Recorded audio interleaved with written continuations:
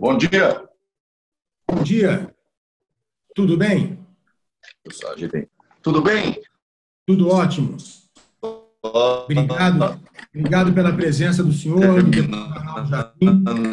De posicionar aqui. Perfeito. Está falhando só um pouquinho o áudio. Mestre Arnaldo. Querido Rogério, senador. Tudo bom, Arnaldo? Uma alegria. Alegria minha, pô. Prazer revê-lo aqui. Vamos começar então, Rafael? Vamos começar. Bom dia a todos. Queria agradecer a presença de todo mundo e aproveitar para repassar algumas funcionalidades da plataforma para vocês. O microfone de todos os participantes está silenciado. Se vocês tiverem alguma dúvida ou pergunta, por favor, eu peço que usem o botão Q&A que se encontra na parte inferior da tela, na barra preta. Espero que todos tenham uma ótima palestra e obrigado a todos pela participação. Eu queria aproveitar também para agradecer aos nossos patrocinadores do evento. Como patrocinador anfitrião, o Banco BTG Pactual, patrocinador diamante a Tradner, patrocinador platina a Estima Energia, patrocinador ouro América Energia e Comerc Energia, patrocinador prata Croma Energia e Energify e patrocinador bronze Paradigma. Antes de passar a palavra para o professor Rodrigo Ferreira, vamos passar agora os vídeos dos patrocinadores do evento.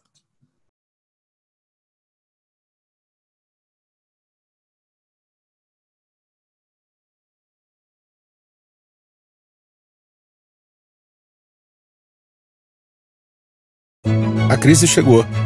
E agora? Agora você se informa, você pesquisa, você vê os números, você tenta ver o que vem amanhã. Agora você acompanha as lives e conteúdos diários do BTG Pactual, com grandes nomes do mercado sobre o agora. Disponíveis até para quem não é cliente. Acesse btgpactualdigital.com/lives.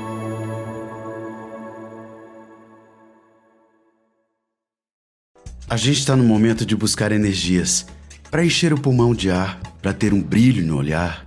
O mundo precisa de energia para erguer a cabeça a cada novo dia. Energia alimenta, inventa, aumenta, transforma a diversidade em oportunidade. Cada ponto de luz na janela é a vida que se acende. É perseverança, é criança, é esperança. Nós vamos vencer. Tradner, comercializadora de energia. A gente quer passar a melhor energia para você. Desde 2001, a América é forte em energia, atuando na geração, comercialização e gestão de energia. É uma empresa que acredita no país e investe em seu futuro. Faz a gestão de energia com alta especialização, sempre com foco nos resultados para seus clientes. Comercializa o equivalente ao consumo de 5 milhões de habitantes, com responsabilidade e segurança. América Energia, uma empresa forte em energia.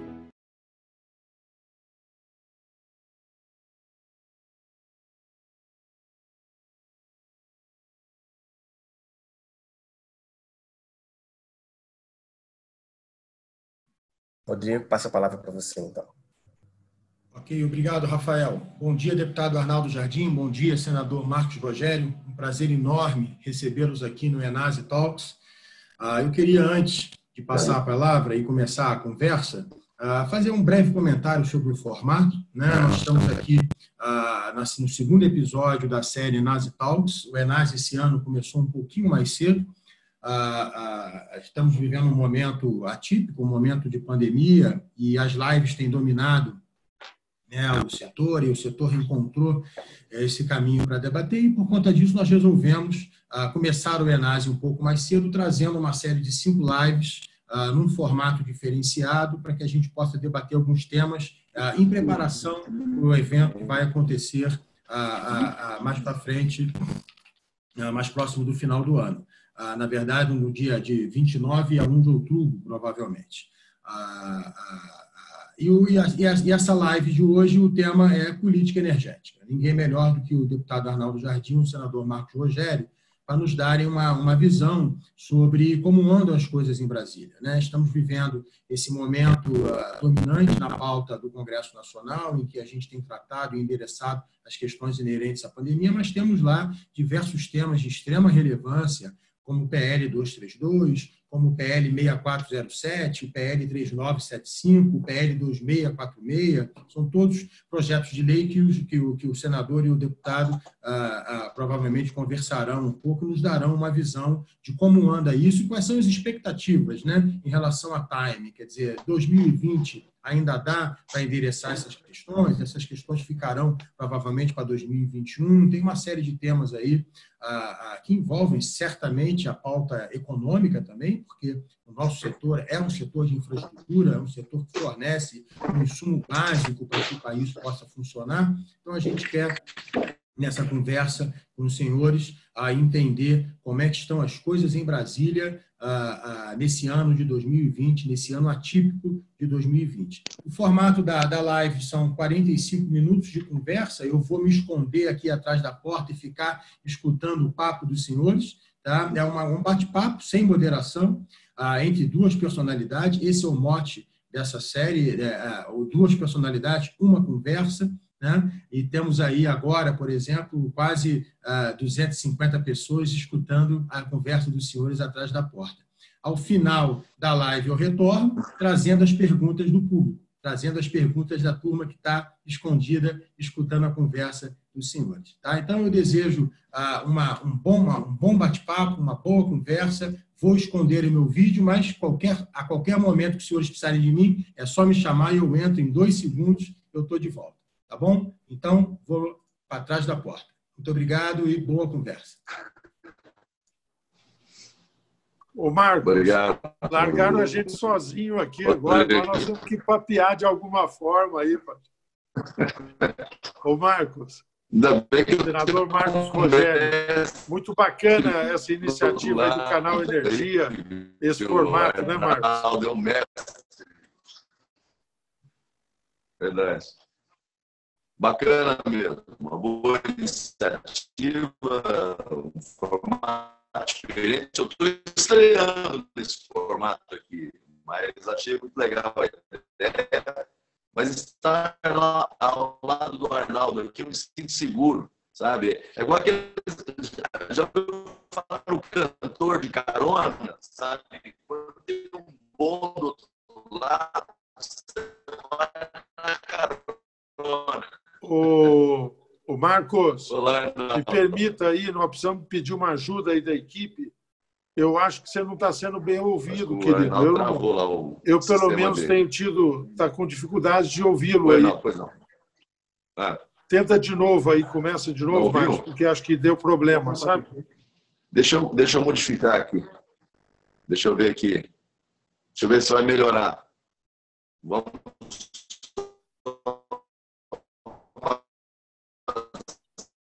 Tá muito entrecortado ainda, sabe, Marcos? Avaliação de áudio aqui. Se tá melhor o áudio agora, não? Melhorou? Ele está muito ativado, picadinho, é como se a transmissão estivesse falhando um pouco, sabe? Eu acho que muita gente já mandou mensagem aí, eu acho que é meio geral. Vamos fazer de novo, o senador Marcos Rogério. Estou falando, Marcos, desculpa a informalidade aí. Por favor. Tantos estamos ouvindo, mas... Fique à vontade, Arnaldo. Fique à vontade. Vou falar um pouco aqui para ver se o áudio melhora. Eu mudei aqui o quadro. Eu estava com a internet do Senado. Eu desabilitei. O senador realmente não está bom.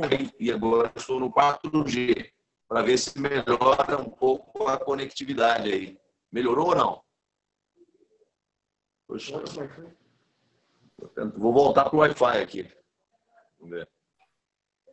Vamos ver agora, de novo, Marcos. Veja se melhorou agora, não? Eu acho que melhorou, sim. Vamos ver se está bom agora o áudio. Melhorou ou não? Ou ainda melhorou, está sim. Bom, então, bacana. O que eu disse antes foi que era um prazer estar aqui ao lado do Arnaldo, e que eu me senti seguro, porque você é um craque, sabe tudo. E aí igual aqueles cantores de carona, sabe? Quando tem um bom cantor do outro lado, né? A segunda voz vai mais tranquila. Eu estou tranquilo, está ao lado do Arnaldo aqui, que é um craque. Senador Marco Rogério. Senador Marco Rogério. Aprendi muito. E hoje aqui no Senado, continuo, meu caro amigo Arnaldo Jardim. Ainda não está bom o áudio, pelo jeito, né? Senador, eu não sou aí da organização, mas só tentando ser proativo aí.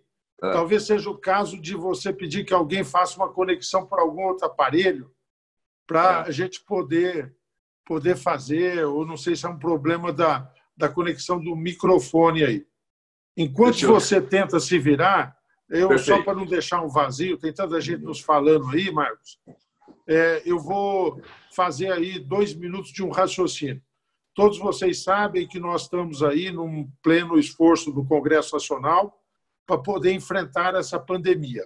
O pacote de medidas mais emergenciais aconteceu com a PEC do orçamento de guerra, a autorização que demos ao Executivo para ir além daquilo que era o déficit programado. Nós tínhamos um orçamento que falava de um déficit de 124 bilhões. Hoje o governo fala que os gastos, e todos autorizados, em consenso, já chegaram à casa de 500 a 600 bilhões. Isso vai significar um desafio para nós grande para o futuro. O que tem de bom é que tudo isso teve temporalidade. As medidas que nós adotamos foram marcadas no tempo, se resumem a esse período de enfrentamento da pandemia. No próprio setor elétrico foi assim. Todo o conceito do empréstimo para as distribuidoras, da MP 950, que nós queremos votá-la, tá certo? Ela tem esse conceito de ser ter essa temporalidade, tá certo? E nós fizemos um pacote aí no auxílio às pessoas mais necessitadas, o tal R$600, agora estendemos por mais 2 meses.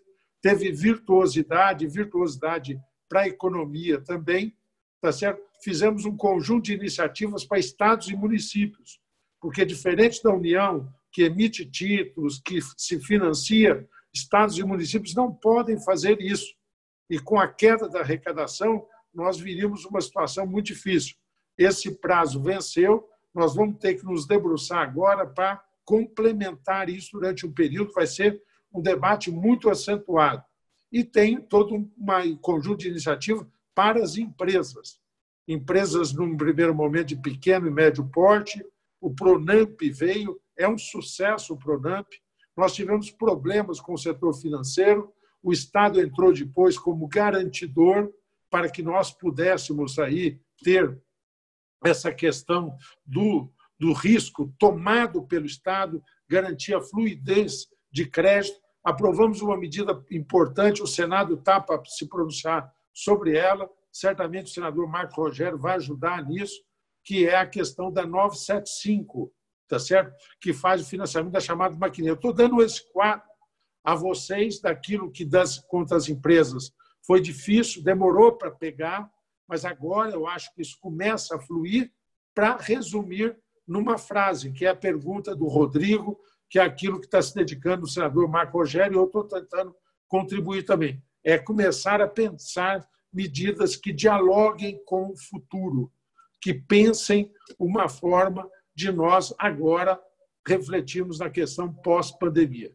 Dentro disso, e aí eu vou reafirmar a pauta e esperar com alegria que o senador possa se somar a nós rapidamente aí para nos ajudar nesse diálogo. Ele tem tido um papel tão importante, tão proativo lá no Senado, comandando iniciativas no setor de infraestrutura, com muito foco à questão específica, que é a questão do setor de energia, particularmente, tá certo? E nós aí temos o GSF, temos a discussão da 232. Eu, particularmente, muitos dos senhores nos acompanharam, tive um trabalho junto com um conjunto de parlamentares de diversos partidos, de governo ou não, ou de oposição, para elaborar. O senador voltou, está se somando a nós aí.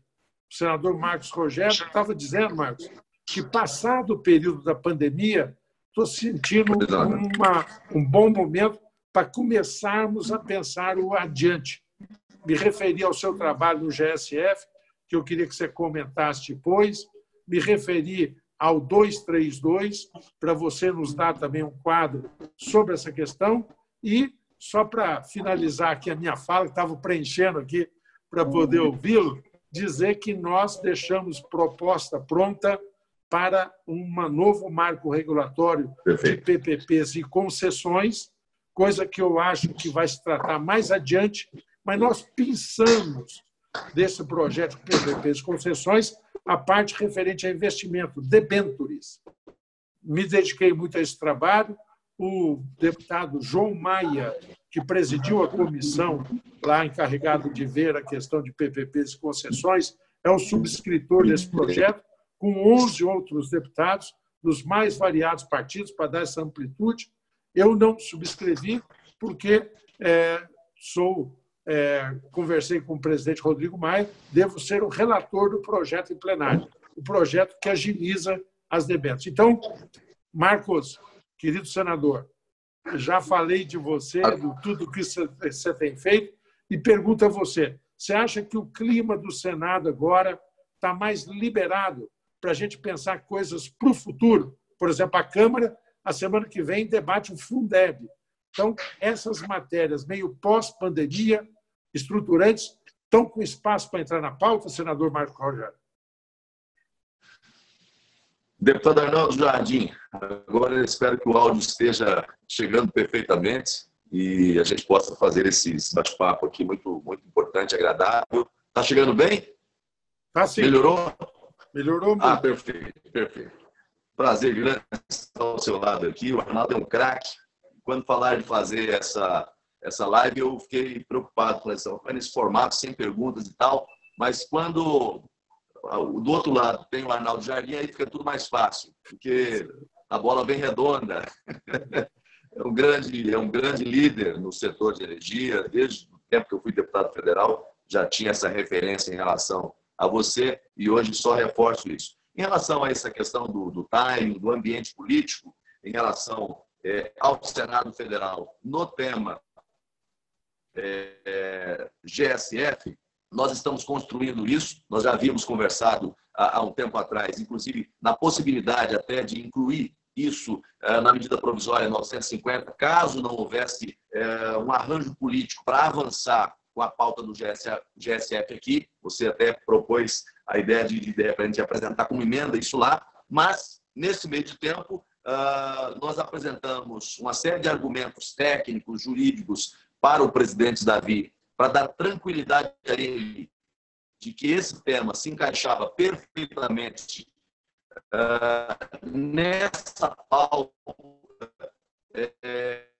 remota, ou seja, os requisitos para a deliberação dos temas que foram estabelecidos para as deliberações remotas se enquadravam, nesse caso, do GSF, mesmo porque um dos resultados práticos é gerar liquidez para o que tecnicamente já está compreendendo a expectativa de pauta. O presidente Davi fez um compromisso conosco de pautá-lo na primeira semana de agosto. Eu estou trabalhando, porque como a gente deve ter umas 2 semanas de votações pela frente ainda, não vai parar no período de julho, como tem normalmente o recesso parlamentar. Esse ano não deve ter o recesso parlamentar, deve tocar normalmente. Estou tentando antecipar um pouco, mas já está assegurado pelo presidente Davi que vai pautar o tema na primeira semana de agosto. E, assim, por que as pessoas, às vezes, quem não acompanhou muito proximamente a discussão dele aqui, por que esse tema subiu no telhado do Senado e não foi aprovado antes? Em razão justamente de algumas informações um pouco desencontradas. O tema é um tema importante para o setor, necessário e urgente. Mas, naquele primeiro momento, na Comissão de Assuntos Econômicos, se levantou uma série de questionamentos em relação aos custos, o impacto financeiro desse projeto de lei.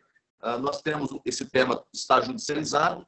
Na época, nós tivemos acesso ao custo daquilo que estava judicializado, que estava em torno de 4,5 bilhões líquido, e nós queríamos saber, olha, qual é o impacto disso com base no projeto que está sendo votado, deliberado no Senado Federal. Aí começaram as informações desencontradas.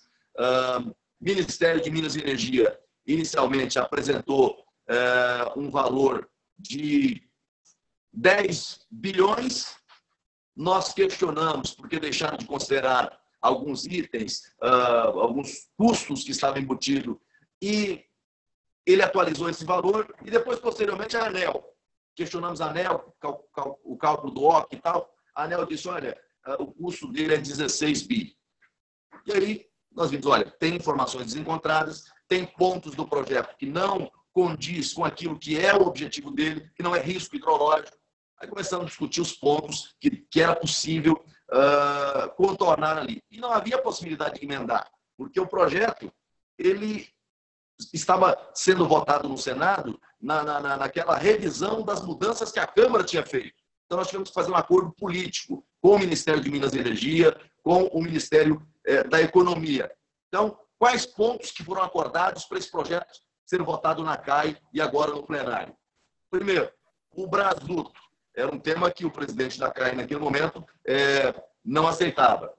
Foi feito um acordo para o veto do Brasduto. Outro tema, deslocamento hidráulico, antecipação de garantia física e importação de energia. Esses foram os pontos que foram feito o acordo para a deliberação. Então, a matéria, hoje, pode ser votada, deve ser votada no plenário, dentro desse ambiente de acordo. E um detalhe, Arnaldo, importante.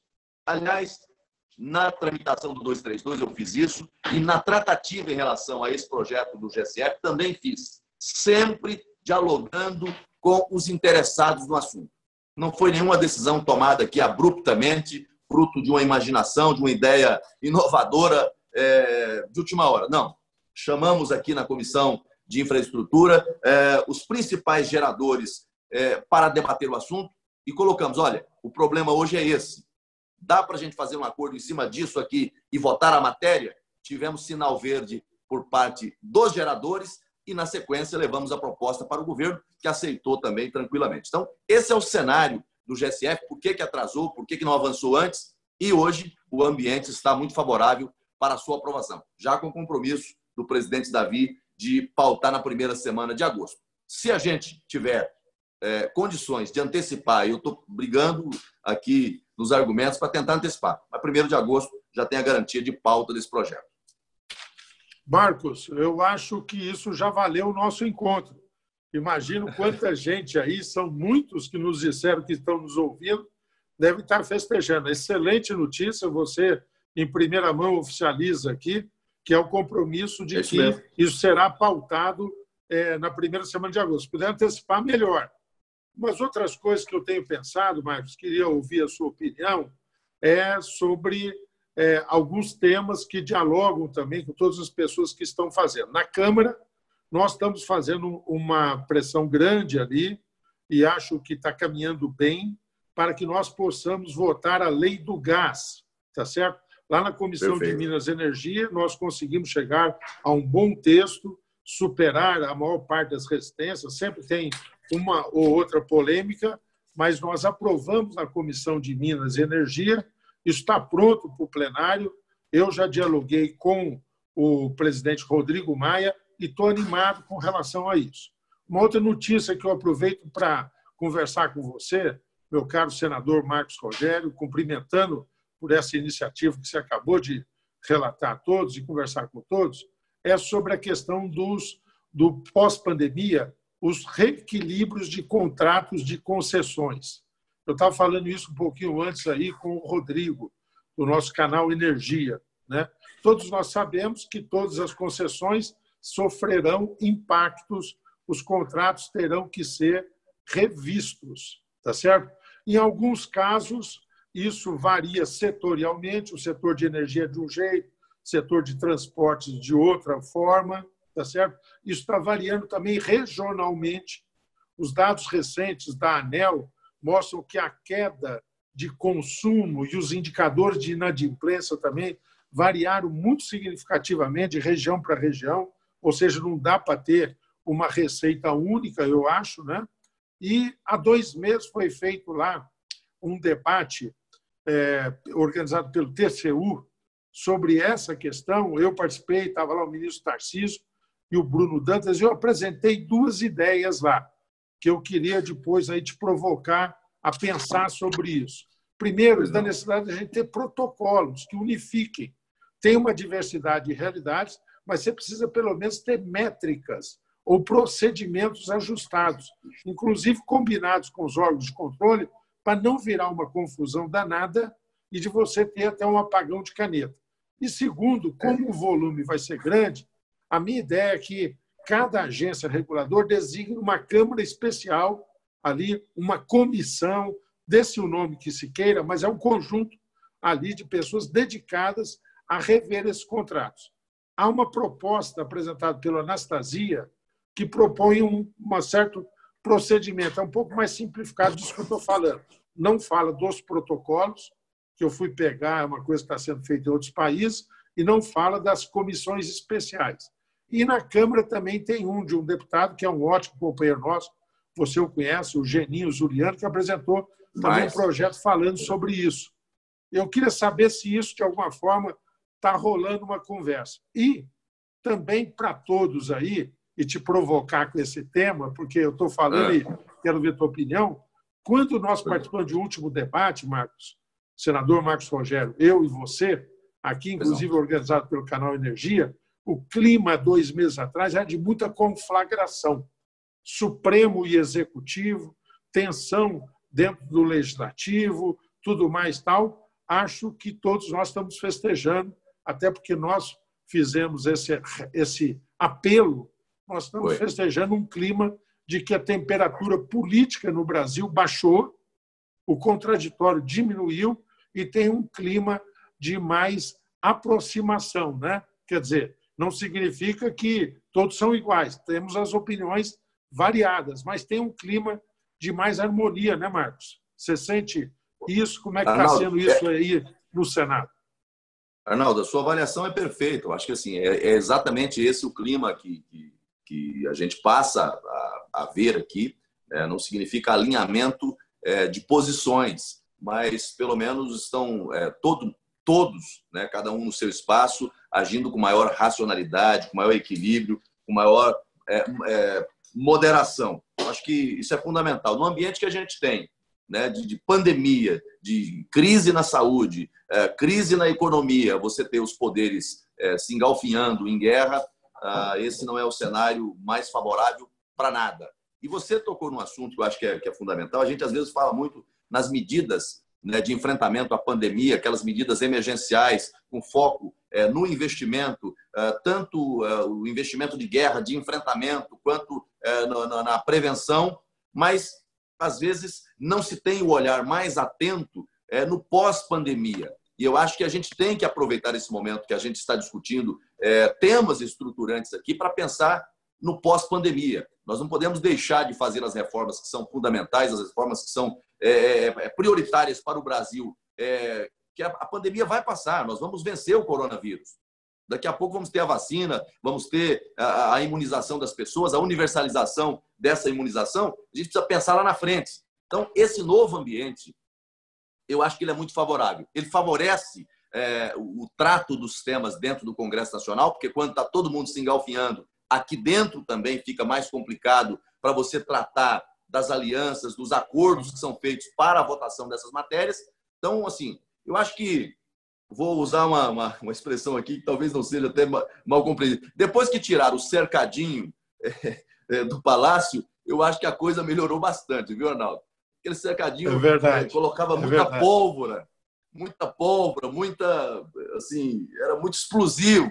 Eu acho que o presidente tem suas razões nas queixas que faz, nas abordagens que faz, tem o estilo dele que nós conhecemos e que não vai mudar. Se tem uma coisa que a gente sabe que não vai mudar, é o estilo dele. Espontâneo, explosivo muitas das vezes, né?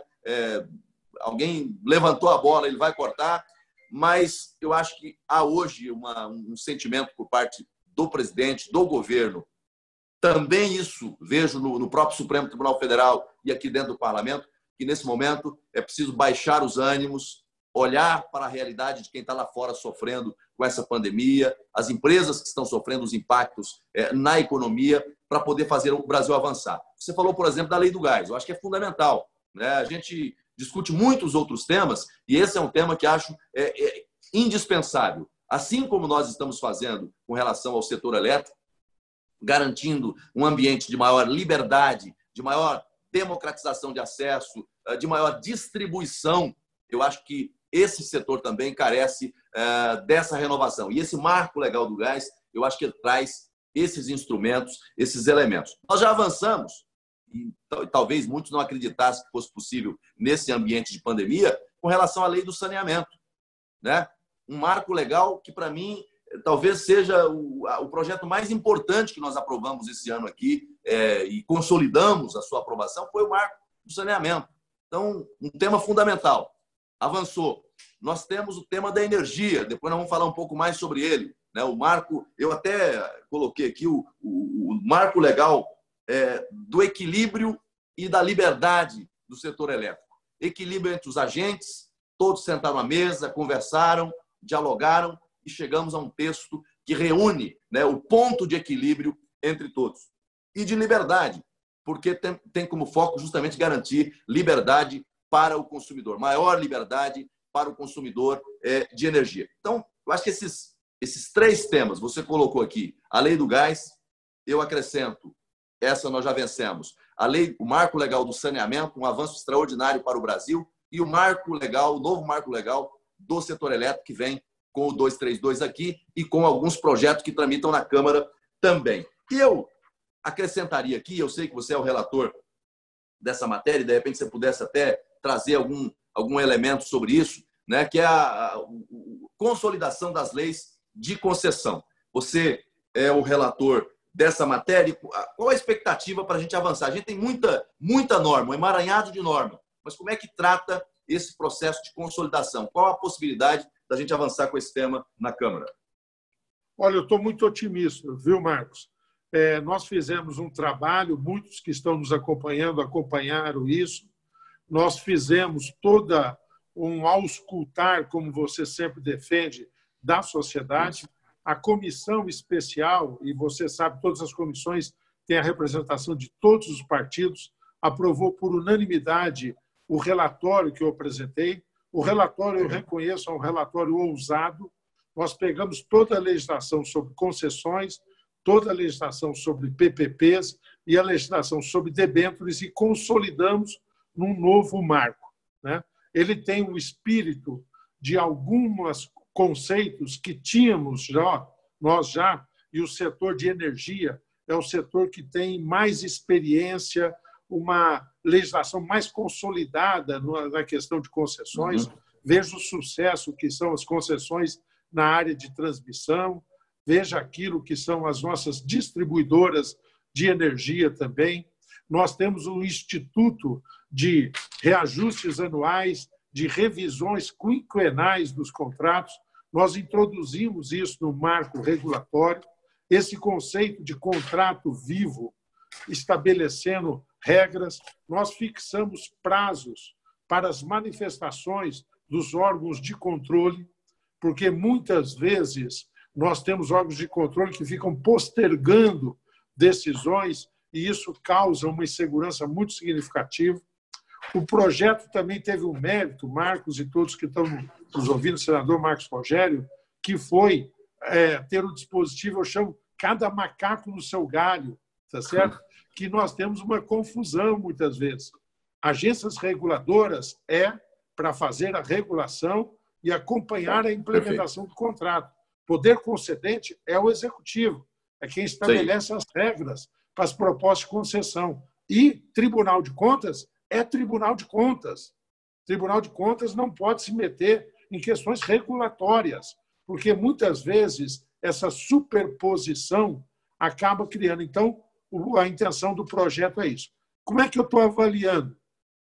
nós tomamos uma decisão, eu mencionei, mas vou só falar com mais detalhe, nós pensamos a parte referente a debêntures e fundos de investimento e apresentamos num projeto à parte. Não foi só pegar o pedaço, só pegamos o pedaço e trabalhamos ele nesse período, ouvimos os agentes, desenvolvemos, instituímos, além das debêntures incentivadas, instituímos a debênture de infraestrutura. As incentivadas só podem ser tomadas por investidor individual. A de infraestrutura, da forma como foi formatada, essa nova classe permite investidores institucionais, Marcos, senador Marco Rogério, que são os fundos de pensão. É um outro aporte de recursos. Elas podem ser emitidas não só pela Sociedade de Propósito Específico, a SPE, mas pelo controlador também, e outras mudanças mais. Então, a minha ideia é tocar mais rápido esse projeto de debêntures e o projeto global de concessões PPPs tratar depois com o retorno das sessões presenciais. Mas nessa sessão remota, que fica um pouco mais limitado, é tratar já a questão do projeto de debêntures, fazer o projeto de debêntures andar. E você fez, para te devolver a palavra aí, uma menção muito bacana, que eu também, junto com você, estou nisso, que é a retomada das reformas. Ontem, reunião de colégio de líderes da Câmara, eu sou líder do meu partido ali, do Cidadania, tá certo? Na Câmara, e o presidente Rodrigo Maia conosco dialogou. Nós vamos votar na terça-feira que vem o Fundeb e a Câmara vai retomar. Queremos fazer junto com o Senado. Por isso que o Rodrigo dialogou ontem com o presidente Davi Alcolumbre para retomar aquela comissão sobre a reforma tributária. Não há dúvida que várias reformas são importantes, mas a reforma tributária é mãe nesse processo, nesse momento que nós não precisamos só continuar com o discurso. Nós precisamos de ter referência para a retomada do crescimento do investimento e a reforma tributária vai ser chave. Você sente um clima também favorável aí a retomar rápido o debate sobre a reforma tributária, Marcos? Arnaldo, assim, é um tema que perpassa pelo debate interno aqui no Senado já há muito tempo. Com essa situação da pandemia, na verdade, você tem meio que assim, alguns temas, às vezes, acaba ficando um pouquinho ali mais reservado em razão de outros temas que tomam conta da pauta. Agora, esse tema da reforma tributária é um tema que tem ganhado muita força aqui. Quando a Câmara ontem, o presidente Rodrigo Maia fez aquela sinalização de repente, avançar pela Câmara, nós temos um grupo de senadores aqui, o tema repercutiu bastante. Há, no Senado Federal, a impressão clara de que esse tema é um tema necessário. Agora, o que eu vejo aqui dentro, e nos debates que a gente faz aqui, isso fica bastante evidente, é que nós ainda não conseguimos encontrar o chamado ponto médio, né, dessa proposta. Né? Uma proposta que tenha um eixo factível. Porque se quiser fazer uma reforma ampla, uma reforma profunda, eu acho que a gente vai pedalar muito e vai acabar não conseguindo avançar num tema que é fundamental para o Brasil, especialmente nesse momento. É preciso dar uma resposta para o Brasil que seja efetiva. E talvez essa proposta de reforma tributária seja uma dessas grandes respostas. Agora, confesso que tenho ouvido também aqui dentro muitas preocupações sobre as propostas que existem. Qual é o ponto médio? Né? Acho que é preciso, de repente, sentar aí. Nós fizemos aquela comissão mista de senadores e deputados. Eu faço parte dela. Nós não conseguimos nos reunir, não conseguimos debater o assunto. Então, assim, eu acho que, embora todos tenham a compreensão de que é um assunto extremamente necessário e urgente, mas é preciso dar um pouco mais de praticidade. Colocar a mão no arado mesmo, fazer acontecer. Porque se ficar esperando, né, que alguém apresente um relatório para poder votar no plenário da Câmara e depois no Senado, eu acho que nós vamos ter muita dificuldade. Eu acho que essa comissão deveria ter a possibilidade de discutir um pouco mais esse tema e encontrar o ponto médio. Olha, o que é possível, nesse momento, unificar a compreensão da Câmara e do Senado e do governo. E aí avançar. Porque cada um tem a sua reforma tributária ideal na cabeça. Mas essa reforma ideal não vai sair, não vai passar numa casa, não vai passar na outra, não vai ser aceita pelo governo. Eu acho que a gente precisa encontrar esse ponto de equilíbrio, esse ponto de referência que vai unificar todas as forças políticas. Mas eu acho que você tem absoluta razão. Esse tema é um assunto, é um tema indispensável e inadiável. Não dá para esperar terminar a pandemia para a gente começar a pensar em reforma tributária. Ontem, Marcos, eu tive uma conversa só para entrar nessa provocação, quer dizer, você foi e enfiou o dedo na ferida. Você falou, todo mundo fala de reforma tributária, mas que reforma, né? Ontem eu tive uma boa conversa com o deputado Baleia Rossi, ele é quem subscreveu a PEC 45, que é o que tramita na Câmara, aí vocês estão concentrados mais na PEC 110, que era de iniciativa do Luiz Carlos Rauli, né, que foi debatido. Conversei também com o Aguinaldo Ribeiro. E os pontos que eu comecei ali, até para te provocar aí, primeiro, é a questão de simplificação e desburocratização. Nós temos que dar passos decisivos nisso.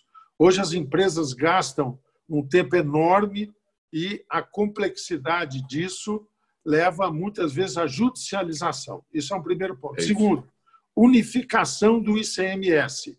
Ficou claro que esse período de guerra fiscal que o país viveu num período atrás, os estados que mergulharam a qualquer custo nisso estão pagando um preço alto por conta disso, são os que têm as finanças hoje mais desestabilizadas.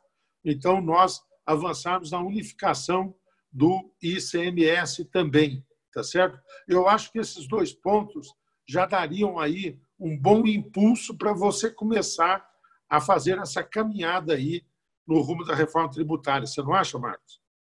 Eu acho que já é um bom começo. Você tem pelo menos um horizonte do que discutir, né, aonde aprofundar e aonde descartar. Essa questão, eu acho que a simplificação e a desburocratização, essa é uma proposta que tem a unanimidade. Eu acho que todos têm essa compreensão. É necessário fazer isso. Isso já vai reduzir muito, né, o peso da carga tributária no Brasil. Paga-se muito imposto indevidamente no Brasil em razão justamente dessa complexidade. Simplificar, desburocratizar, representa também reduzir o peso. Esse outro aspecto da unificação do ICMS, eu acho que ele tem subconsequências, né? Ele pode representar, para alguns estados, perdas de características de incentivo em razão da regionalidade. Esse é um ponto que talvez careça um olhar mais atencioso, né? Porque com a nossa Constituição de 88, nós criamos instrumentos para incentivar o desenvolvimento regional. E isso passou justamente por aspectos tanto de apoio, com suporte financeiro do governo central, como também alguns aspectos tributários. Tem algumas situações excepcionais do ponto de vista tributário que tem na Amazônia, né, não só no Amazonas, mas na Amazônia legal como toda, e nos estados, né, da região norte, do nordeste, que quando você passa a discutir uma reforma tributária focada na unificação dos tributos ou na uniformização do ICMS, isso pode ter aí um pouco de preocupação com relação a quem representa esses estados com essas características. Hoje, eles se baseiam muito naquilo que faz o CONFAS. O CONFAS hoje tem mais poder do que o Congresso Nacional, né? É onde discute os temas, né, os incentivos, as condições de se fazer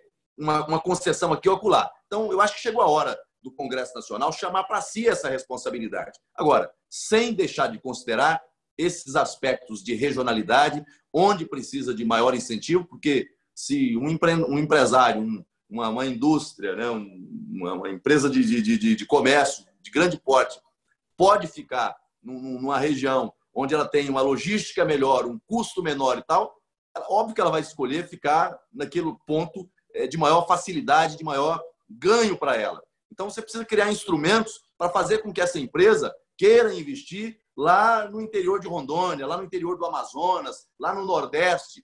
E como é que você incentiva esse empreendedor a ir para lá, investir lá, gerar emprego, renda, desenvolvimento para aquela região? Não é apenas mandando fotografias bonitas para ele da Amazônia, né? Dizendo para ele, olha, se você vier para cá, as condições serão favoráveis para o seu empreendimento nesses termos. Eu acho que se a gente tiver capacidade de dialogar e compreender essas peculiaridades, eu acho que a gente tem condições de avançar muito nessa proposta de reforma tributária. para informar também a todos aí, por conta da relevância do tema, a questão do PL 2646, do projeto de debêntures, que eu mencionei que nós pensamos, ele está apresentado, nós estamos, nesse momento, recolhendo o apoio dos líderes para o requerimento de urgência, e nós temos mantido um diálogo com o governo, um diálogo positivo. O governo reuniu diferentes entes que dialogam com esse tema, do Ministério da Economia até o Ministério da Infraestrutura, Ministério de Minas e Energia, tá certo? E fez um conjunto de observações. Nós estamos aperfeiçoando, a partir disso, desse diálogo com o governo, para arredondar o projeto. Estou muito otimista, viu, Rodrigo e todos os amigos aí, sobre a evolução desse projeto aí, num prazo relativamente curto aí, né? Arnaldo, agora, só para, assim, te cumprimentando em relação a esse projeto das debêntures e em relação ao outro das concessões também, que vai facilitar, inclusive, o ambiente de mediação, né? Que é o outro aspecto que eu vi lá, que é importante. Eu queria falar um pouquinho, ele amplia o uso da arbitragem dos contratos, né? O 7063, que você é relator. Mas eu queria trazer um pouquinho aqui também, até para o pessoal que está nos acompanhando aí, em relação ao 232, nós falamos agora há pouco no início sobre a possibilidade de pauta do GSF. Essa já está assim, bem adiantada, com o presidente já com o sinal de que vai pautar na primeira semana de agosto, e entre os líderes já um diálogo bastante aberto, franco, com relação à necessidade da gente pautar esse projeto, né? Garantir mais esse aspecto, essa garantia de liquidez ao setor elétrico. Eu queria falar do 232, porque é um projeto que olha para o futuro, né? Se o GSF olha para o passado, né, com impactos no presente em razão da liquidez, o 232 é o futuro, né? A modernização, né? É o pós-pandemia, é o Brasil que a gente quer ver crescendo com equilíbrio, racionalidade e maior liberdade. Em que pé que está? O projeto foi aprovado na Comissão de Infraestrutura por unanimidade, né? Todos os senadores presentes votaram a favor do 232. E, posteriormente à votação, em razão de algumas dúvidas que surgiram de alguns setores, né, que confundiram o texto do 232 com alguma coisa que vai impactar a GD, vai não sei o quê, enfim, pintaram um cenário que, na verdade, o projeto não entrou nesse mérito, né? O projeto foi feito, desenhado a muitas mãos. Eu acho que nunca nós tivemos uma situação onde todos tiveram uma participação tão efetiva e tão profunda no debate desse tema, né? Geradores, transmissores, comercializadores, distribuidores e o consumidor, todos sentando à mesa para discutir essa matéria. E toda vez que tinha alguma modificação aqui ou acolá, né, eu dava tempo para todo mundo ver o que tinha sido modificado, conhecer o conteúdo, para poder ponderar, argumentar, modificar. Nós só colocamos para votar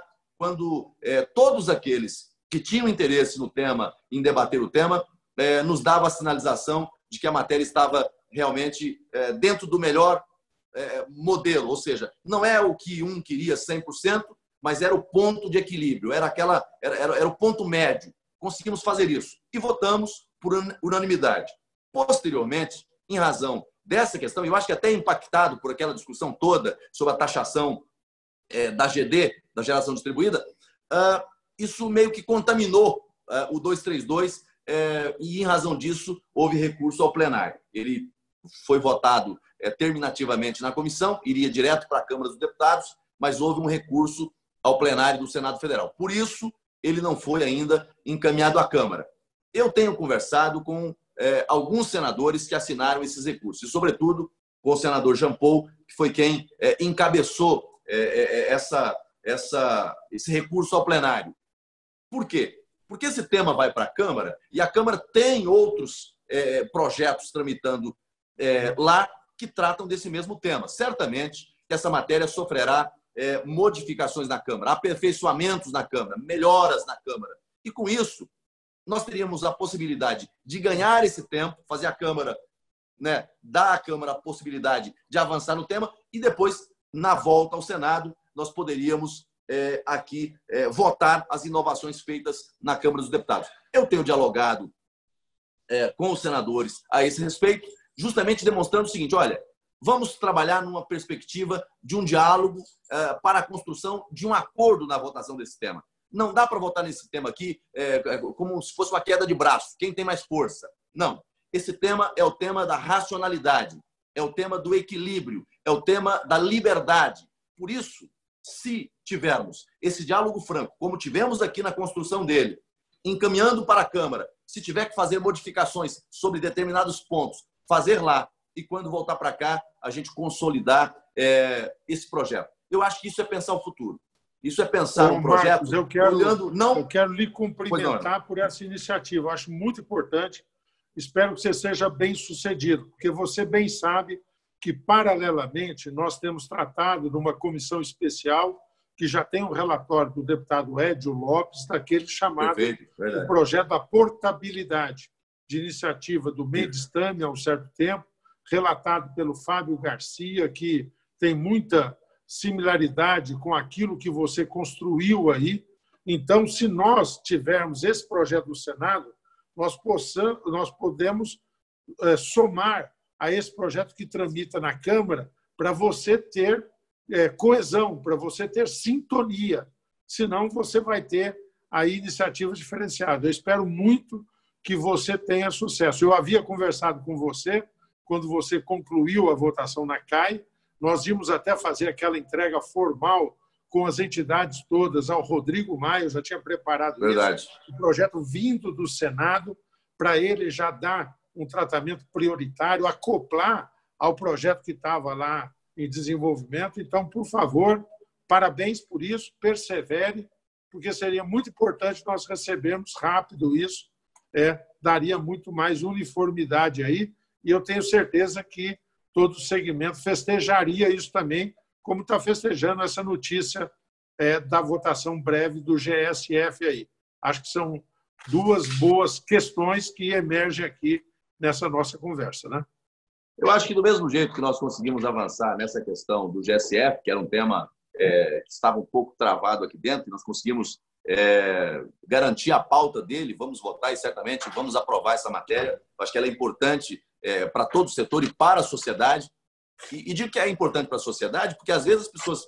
essa conta Covid que foi criada agora, que a MP 950 está resolvendo, ela tem impacto para o consumidor, né? Porque todo esse empréstimo que está sendo feito agora, né, ainda que isso seja diluído aí no tempo, mas vai ser embutido na conta, né? E nesse caso aqui, nós temos um recurso que vai gerar liquidez para o setor sem gerar custos adicionais para o consumidor. Vai gerar, obviamente, aí a questão do alongamento de outorga, né? Mas, digo, custo efetivo direto na conta não vai gerar. Então, estou muito otimista. E com essa mesma construção que nós fizemos em relação ao GSF, eu estou trabalhando, empenhado, dialogando com os senadores em relação ao 232. Eu acho que não há prejuízo nenhum a gente encaminhar para a Câmara a matéria, a Câmara faz as modificações, ajusta lá e, quando devolver para cá, a gente, dentro do ambiente de acordo, né, vota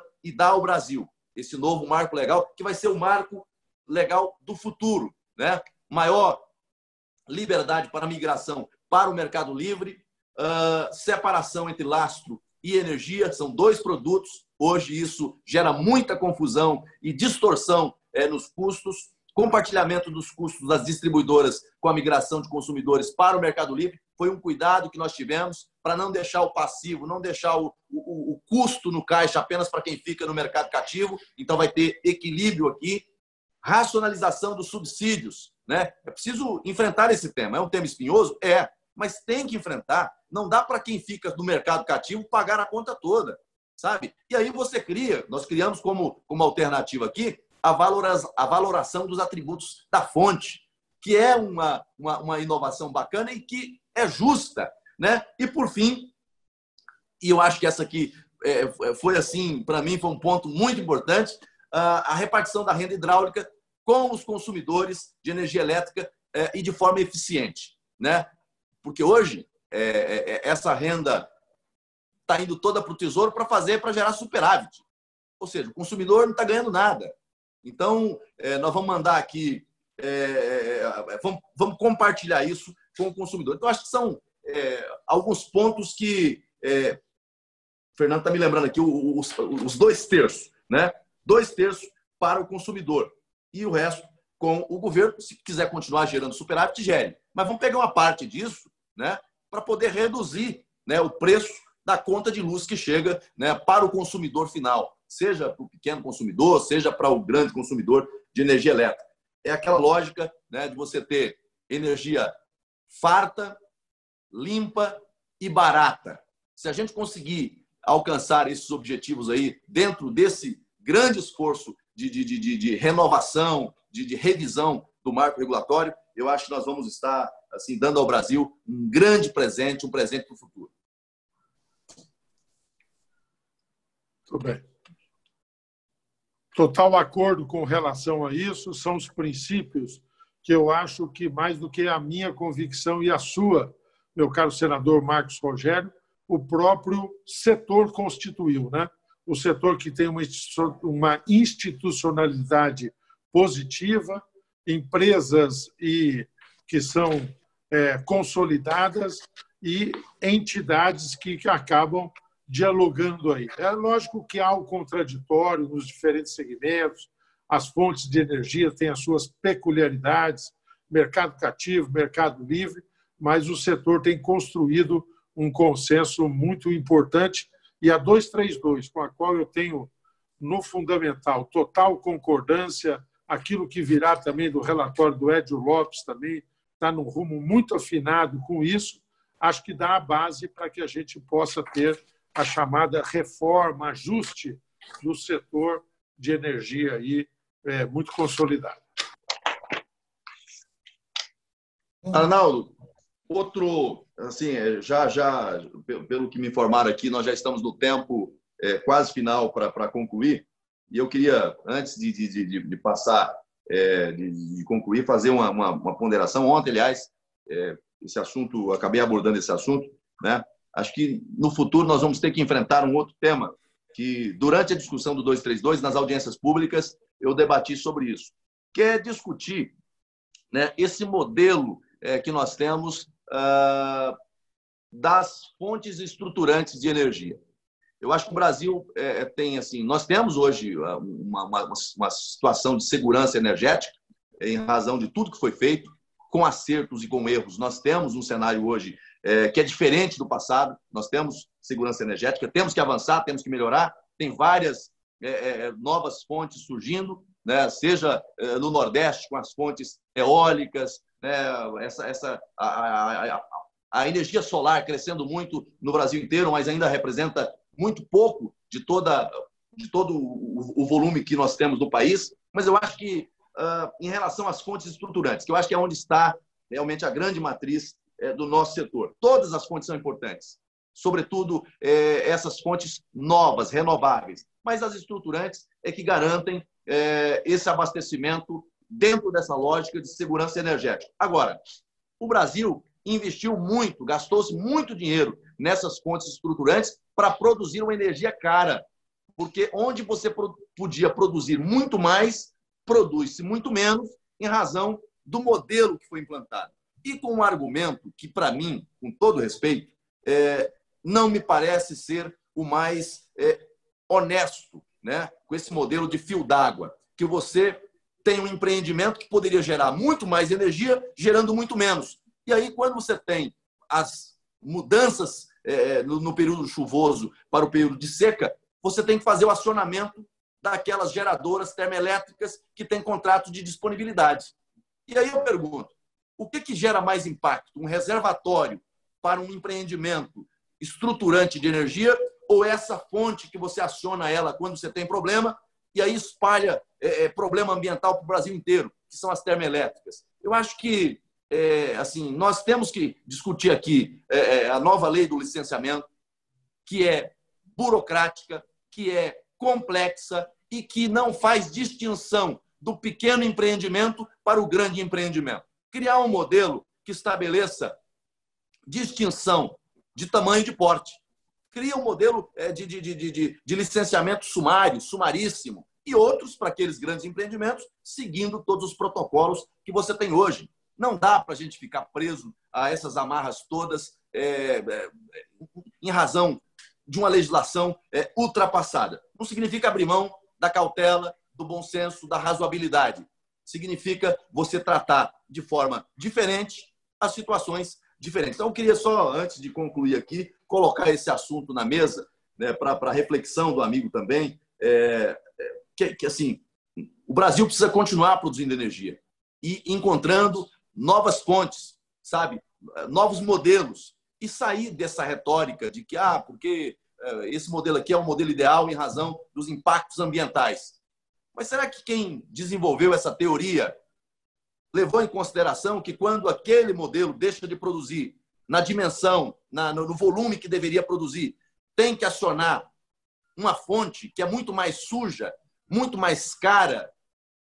Sabe, eu acho que só para poder colocar aqui no radar esse tema que eu acho que nós vamos, na Comissão de Infraestrutura aqui do Senado, eu já estou discutindo isso, já estamos debatendo isso e vamos, se Deus quiser, voltando à normalidade aqui, a partir de agosto, setembro, eu acho que a gente deve voltar a funcionar as comissões, ter a possibilidade de aprofundar esse tema ainda mais. Marcos, eu tenho total acordo com relação a isso. Eu tenho tentado um pouco acompanhar, né, as coisas que estão sendo debatidas no mundo nesse momento de retomada, as linhas que a China já tem muito preciso, né? Ali tem uma facilidade por política e pelo planejamento centralizado, que é característico do regime deles ali, né? Mas a comunidade europeia também, que tem diretrizes muito precisas. E tem um conceito na economia, eu não sou economista nem especialista, mas entendo, e isso que você falou é você ter sempre a mensuração das externalidades. Você não vê a coisa isoladamente, né? Mas você ter isso como um critério definidor daquilo que são prioridades e daquilo que é a medição dos impactos, né? Porque nós temos um caso bem típico, que é a discussão que eu tenho muito grande do carro elétrico, né? Quer dizer, você pega o carro elétrico, se você lê, tá certo, o carro elétrico, tá certo, ele estritamente, você vê poluição zero, né? Impacto ambiental zero.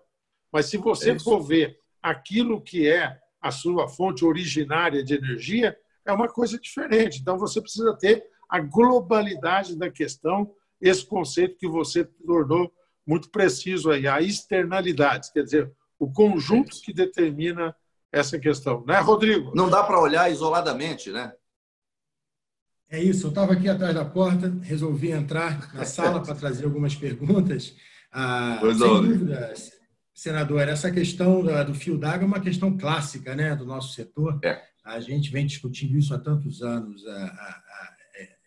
Inevitavelmente, os reservatórios existentes hoje representam muito menos segurança energética do que representaram no passado, na medida em que a demanda aumentou demais e eles permaneceram no tamanho que estavam, já que não fizemos novos. E além da falta, viu, Rodrigo? Além da falta de um planejamento mais eficiente, sabe? Assim, Belo Monte, por exemplo, que é o caso mais recente que nós temos, é um empreendimento que, se fosse feito os estudos de impacto, de impactos econômicos, custos econômicos dele hoje, talvez se repensasse. Porque lá atrás previu-se um empreendimento de 16 bi de custo, está ultrapassando os 40 bi.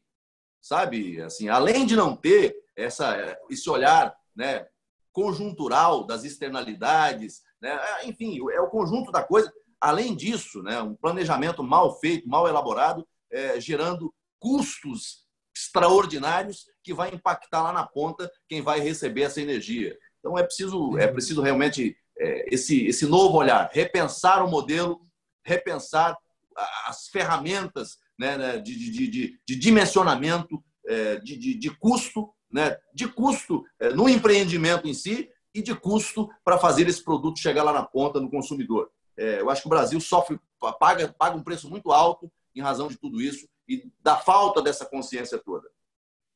Certamente a sociedade não percebe e não se lembra que a energia hidrelétrica é uma energia renovável, né, da qual o Brasil é líder mundial.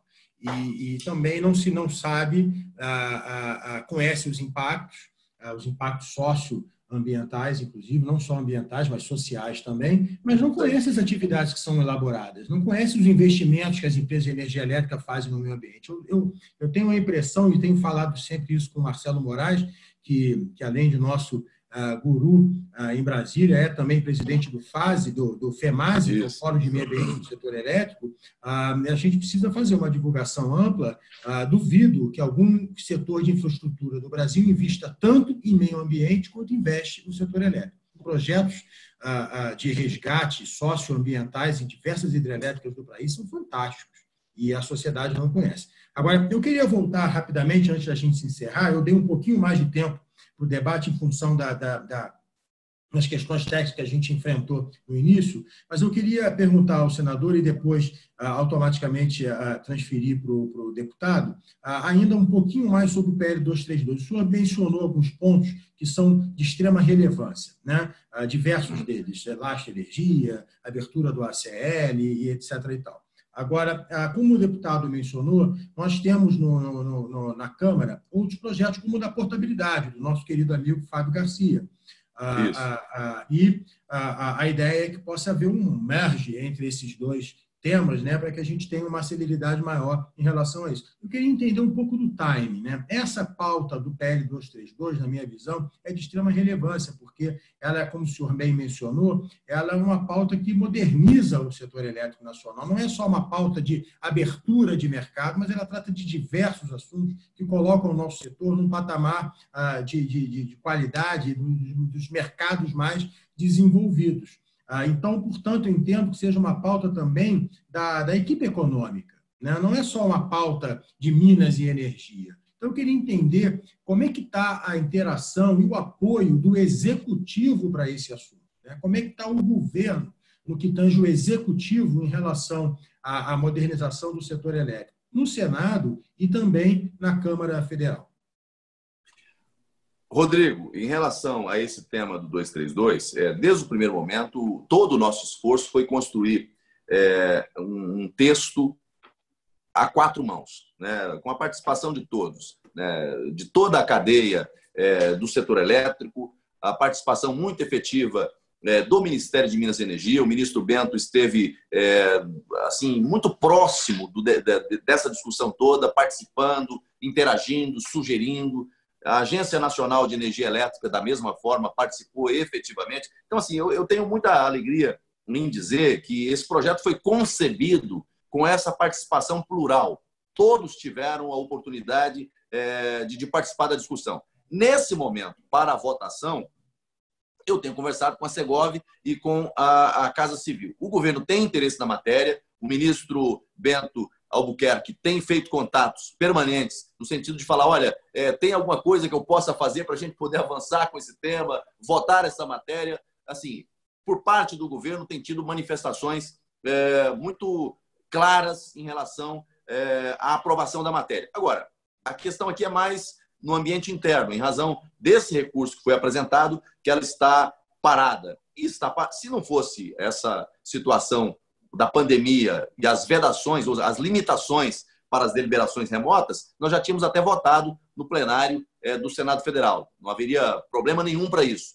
Mas, em razão da pauta ser uma pauta um pouco estreita, né, embora a gente tenha votado aqui temas que não tinham nada a ver com a pandemia. Nós votamos o adiamento das eleições, nós votamos o marco legal do saneamento, nós votamos fake news, ou seja, são temas que fugiram esse critério, mas foram temas dialogados, construídos aqui no conjunto dos líderes. Então, o governo tem se mostrado bastante favorável, mas eu acho que nós precisamos construir esse ambiente dentro do Senado, para poder aprovar aqui. Eu estou assim, esperançoso, e essa é a palavra que eu posso usar nesse momento, esperançoso de ter a compreensão dos senadores que assinaram os recursos para poder mandar a matéria para a Câmara, porque ela vai sofrer modificações lá, e depois a gente ter a oportunidade de votar na volta ao Senado Federal. Eu acho que a gente tem aí um horizonte que dá para ter um pouco de esperança. Não tem garantia, mas eu espero realmente ter a possibilidade de ver o tema sendo tratado na Câmara e depois votar só a revisão feita pelos deputados.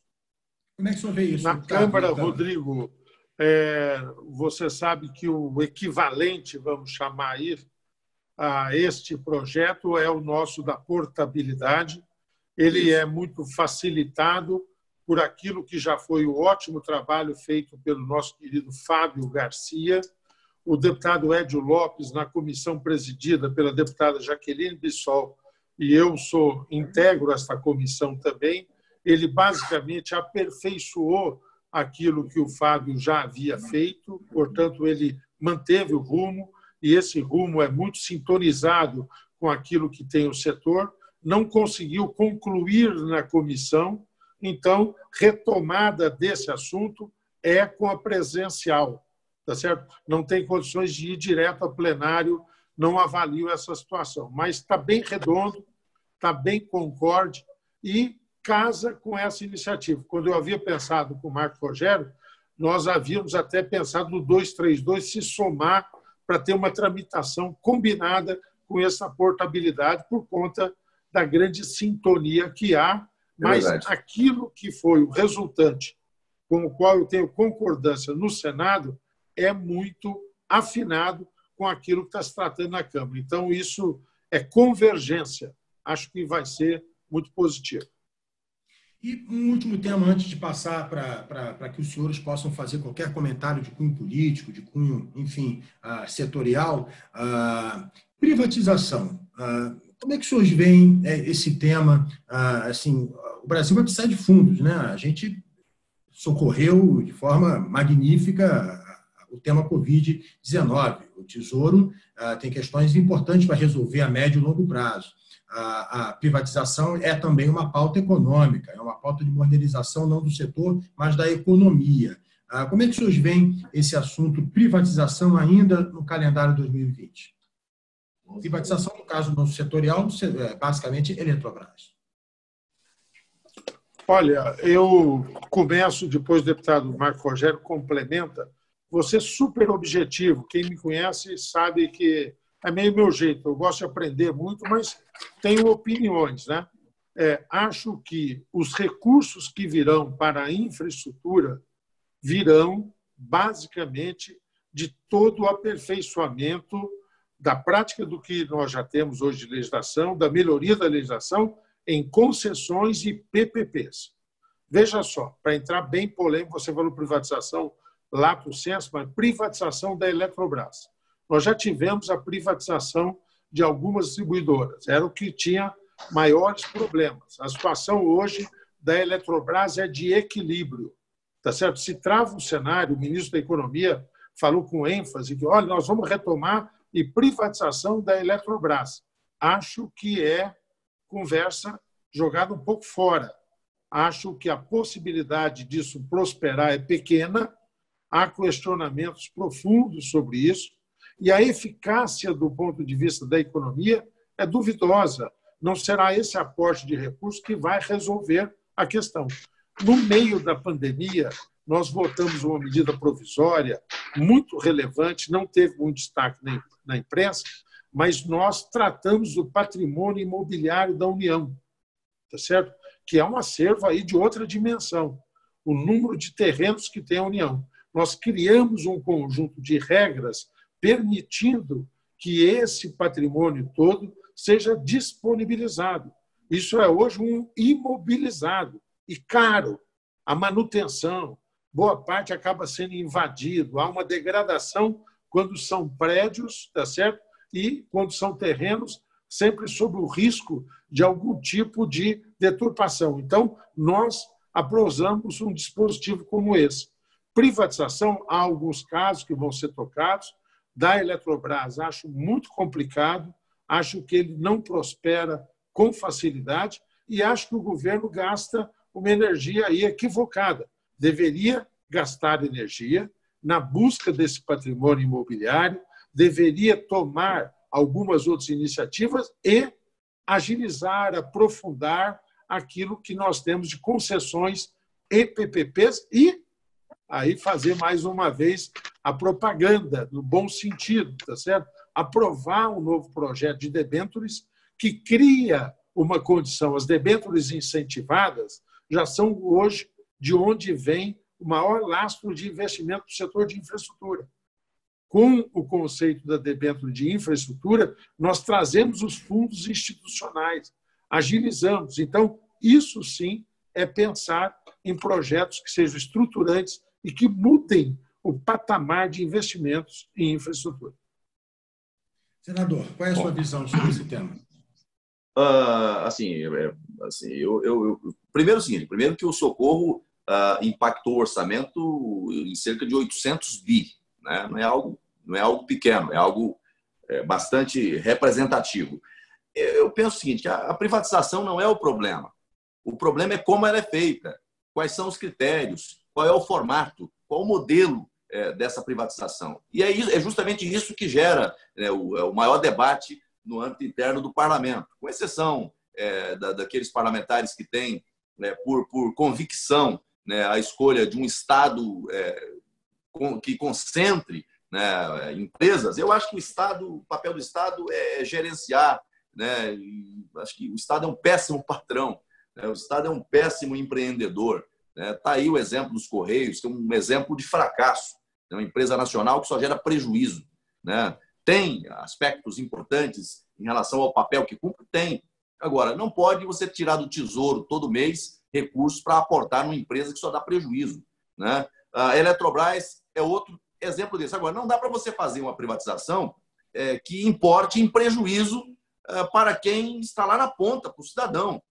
E aí, falo isso porque nós fizemos, em relação às concessionárias, às distribuidoras de energia, o modelo de privatização que foi feito foi muito ruim. Tirou, inclusive, prerrogativas da ANEEL em relação à fiscalização dessas empresas. Criaram o risco regulatório. Assim, e aí, quem é que está pagando a conta hoje de um processo de privatização mal feito? O consumidor que está na ponta. Eu defendo o modelo de privatização. Eu acho que o Estado tem que ter compromisso com aquilo que são a atividade própria de Estado, atividades que sejam inerentes a ele. Agora, não tem que ser empresário, não tem que ser dono, sabe? Passa para o setor privado. Agora, passe com critérios. Passe em condições que favoreça o destinatário final. Então, eu concluiria aqui dizendo que o problema não está na privatização. O problema está em como ela é feita, quais os critérios, qual o modelo dessa privatização. Mas eu acho que nós vamos ter que discutir isso. Eu sou favorável à privatização da Eletrobras e de outras mais, mas tenho preocupações com relação à proposta que o governo tem apresentado para essas privatizações. Ok. Antes de fazer o encerramento, pedir para que os senhores possam fazer suas considerações finais, eu vou chamar o Rafael de novo. Rafael, por favor, para agradecer aos nossos patrocinadores, dar alguns avisos. Você está por aí, Rafael? Isso, estou aqui. Queria, então, primeiro agradecer aí a presença de todo mundo, que está aqui acompanhando esse Enase Talks conosco. E queria agradecer também, mais uma vez, os patrocinadores do evento. Patrocinador anfitrião, Banco BTG Pactual. Patrocinador Diamante, a Tradener.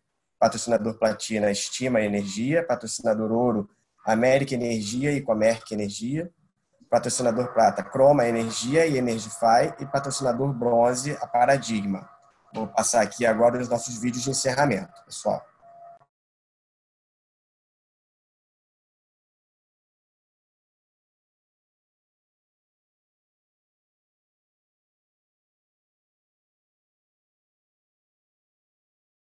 A crise chegou. E agora? Agora você se informa, você pesquisa, você vê os números, você tenta ver o que vem amanhã. Agora você acompanha as lives e conteúdos diários do BTG Pactual, com grandes nomes do mercado sobre o agora. Disponíveis até para quem não é cliente. Acesse btgpactualdigital.com/lives.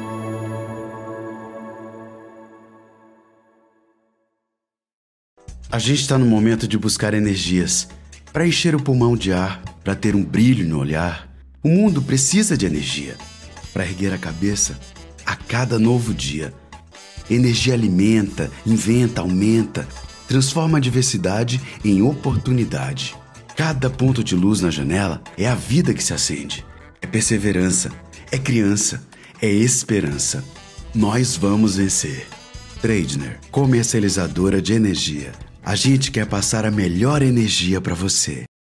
Desde 2001, a América é forte em energia, atuando na geração, comercialização e gestão de energia. É uma empresa que acredita no país e investe em seu futuro. Faz a gestão de energia com alta especialização, sempre com foco nos resultados para seus clientes. Comercializa o equivalente ao consumo de 5 milhões de habitantes, com responsabilidade e segurança. América Energia, uma empresa forte em energia.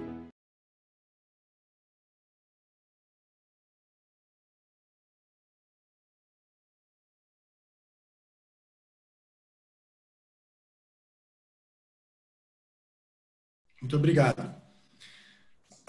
Então, para encerrar, eu queria pedir para que o deputado e, logo em sequência, o senador Marcos Rogério possa fazer algum comentário de cunho político envolvendo política energética de interesse do setor elétrico nacional. O senhor julgue conveniente para encerrar essa nossa live, deputado?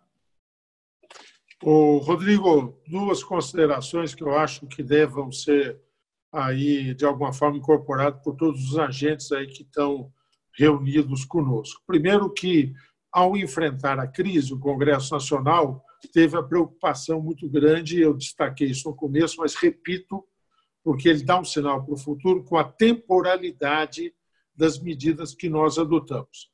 Eu falei num déficit em torno de 500, 600, o senador Rogério foi um pouco mais saboroso, falou quase 800 milhões, é por aí que nós vamos ter. Nós vamos sair com uma relação dívida-PIB quase perto de 100%. Diante disso, como é que você enfrenta? Tá certo? É um buracão enorme. Você enfrenta quando você dá sinais de que as reformas virão, que a busca do equilíbrio fiscal continuará a orientar aquilo que é o segmento público, e eu quero tranquilizar a todos de que isso é absolutamente majoritário no Congresso Nacional. Creio que o senador Marcos Rogério concorda com isso por tudo que nós já conversamos. Então, nós vamos buscar isso, implementar as reformas também. Segunda questão, nós conseguimos, depois de duras penas, e aí não há que se procurar culpados, mas há de se festejar aqueles que ajudaram a construir isso, nós conseguimos superar um grau de conflito, confronto, tensão, por um grau de maior aproximação nesse instante, entre executivo, legislativo e judiciário. Repito, cada um com as suas convicções, com as suas afinações políticas, mas criando um clima que é importante para o país para manter. Uma terceira questão. De todos os setores que precisam ajustar procedimentos, o setor de energia é o setor que demonstrou ter uma institucionalidade mais consistente. Cabe aprimoramentos. Acabamos de falar de projetos que no Senado e na Câmara discutem essa questão da reforma do setor, mas o setor tem também uma institucionalidade muito sólida. A agência reguladora, algumas outras também impactam, tal, mas a ANEEL, particularmente, é uma agência de qualidade, de consistência nas suas decisões, tem um quadro muito efetivo e tem hoje uma direção que, no meu entender, merece ser festejada.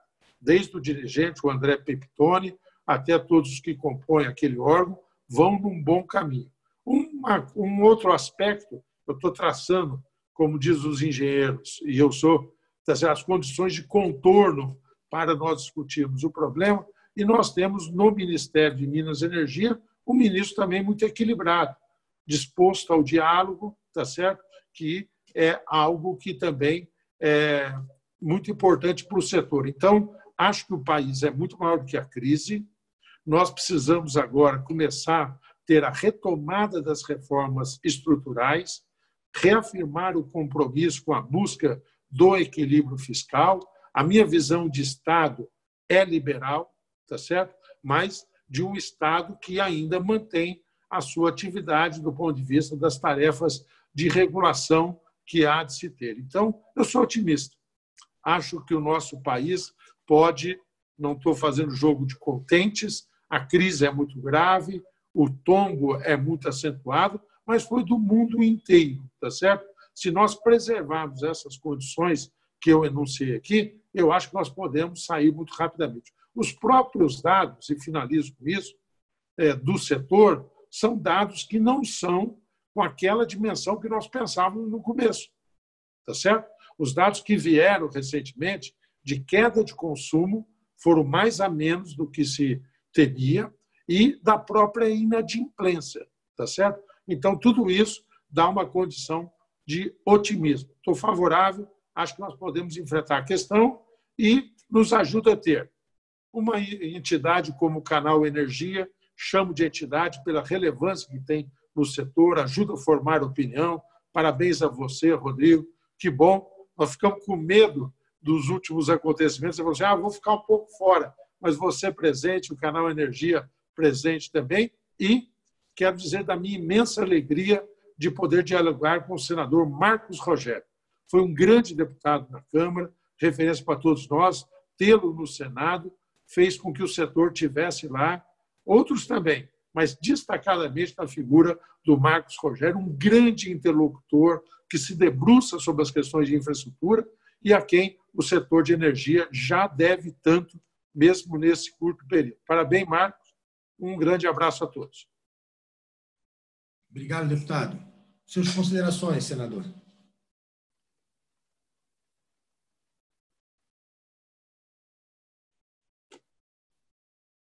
Acho que na hora H, a internet do senador congelou.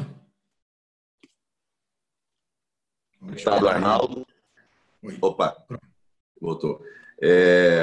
Agradecer as considerações feitas pelo deputado Arnaldo Jardim, que é um grande...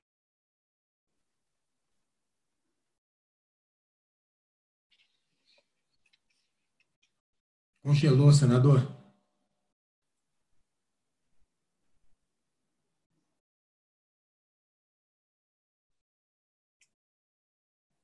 Infelizmente, a imagem do senador congelou, a gente perdeu o contato de áudio também.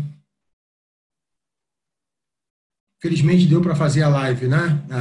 Apesar dos problemas no início, depois a rede se estabilizou e, infelizmente, agora no finalzinho, me parece que estamos enfrentando esse problema de novo, não sei quanto tempo. O quadro do Parlamento Brasileiro já disse isso, é? Agora.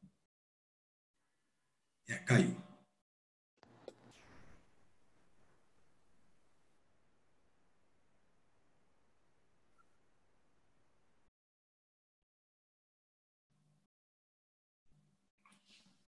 Enquanto a gente está tentando restabelecer aqui a conexão com o senador, eu queria só pedir a todos que estão participando para responderem à pesquisa que a gente vai mandar amanhã, tá, de avaliação do Enase Talks. E lembrar que no dia 22, às 10h30, a gente tem o próximo Enase Talks, que a gente vai falar de operação, mercado e tecnologia, nesse mesmo horário. Quem não se inscreveu ainda, peço que se inscreva através do site do Enase, www.enase.com.br. Ok? Bom, agora nós estamos aqui com o senador em dose dupla. Voltou.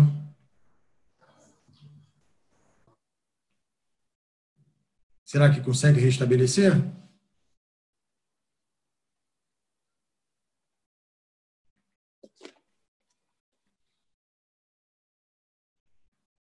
Fazendo contato aqui com o Fernando, que é assistente do senador, assessor do senador.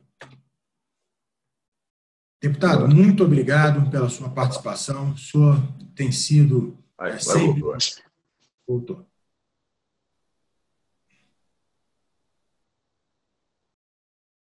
Rogério voltou. Está me ouvindo bem? Agora estamos. Opa, bacana. Me perdoe. Apagou tudo aqui, saiu a conexão, mas, mais uma vez, dizer da alegria de estar ao lado do Arnaldo aqui, esse grande craque do setor elétrico e da política nacional. Agradecer a você, Rodrigo, ao Canal Energia, por essa oportunidade e concluir a minha fala aqui, sacando, eu acho que isso aqui talvez facilite no futuro justamente aquilo que nós estamos vendo hoje, que é enfrentar alguns problemas, alguns desafios no setor elétrico. Eu acho que destacar a necessidade do setor elétrico incorporar princípios nas decisões a ele associadas, tomadas por intermédio do Ministério de Minas e Energia. Nós não podemos... Me disseram que não estão ouvindo. Estão ouvindo bem aí, não? Está picotando um pouco, né?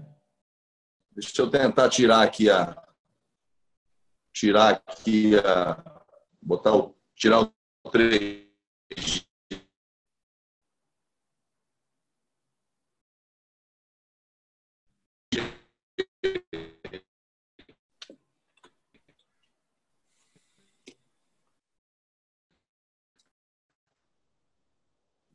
Vou botar o 4G aqui, ver se funciona. Melhorou aí, Rodrigo? Melhorou um pouco, Melhorou senador. a conexão? Tá melhorou ainda. Não está como antes, tá mas ruim? dá para ouvir. Oi. Eu acho que o problema do começo não está dando.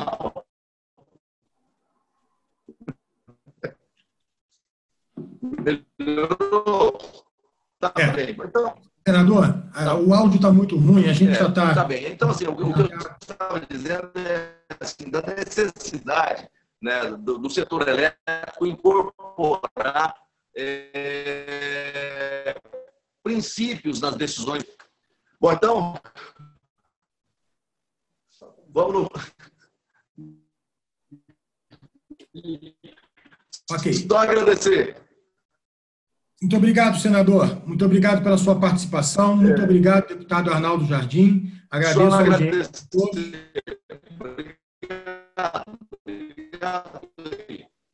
Muito obrigado e aguardo a todos na semana que vem para o nosso terceiro da série Enase Talks. Muito obrigado, deputado. Muito obrigado, senadora Marcos Rogério. Tchau, tchau.